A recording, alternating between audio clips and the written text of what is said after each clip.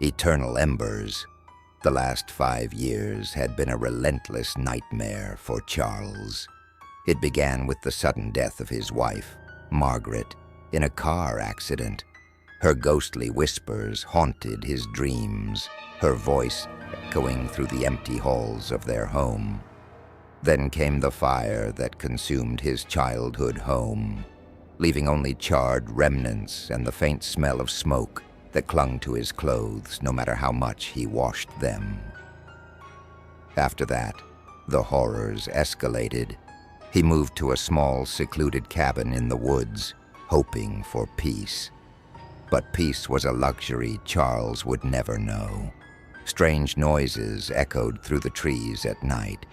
Scratches at the windows, footsteps on the roof, and the faint sound of a child's laughter. He began to see shadowy figures lurking in the corners of his vision, always disappearing when he turned to look. One night, Charles woke to find a figure standing at the foot of his bed. It was Margaret, her face pale and lifeless, her eyes hollow. She reached out to him, her fingers cold as ice, and whispered, "You did this to me."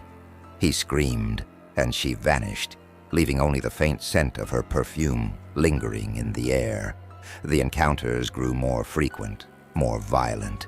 Objects moved on their own, doors slammed shut, and he found deep scratches on his arms when he woke up.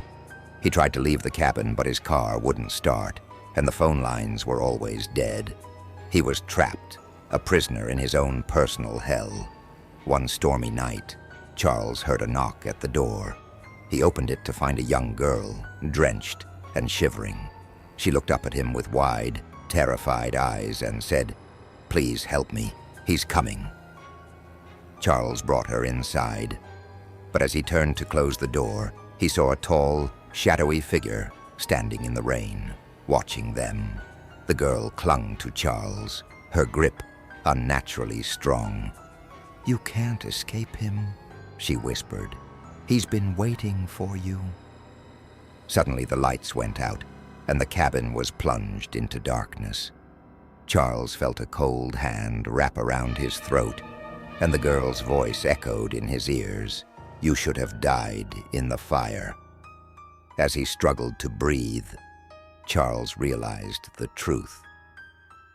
He had died in the fire 5 years ago. The horrors he had been experiencing were not the work of vengeful spirits. They were his own punishment, his eternal torment for the sins he had committed in life.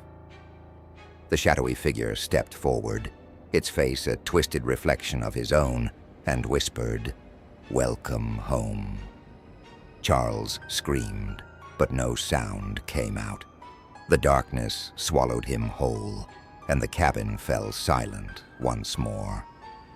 Do not go to sleep tonight.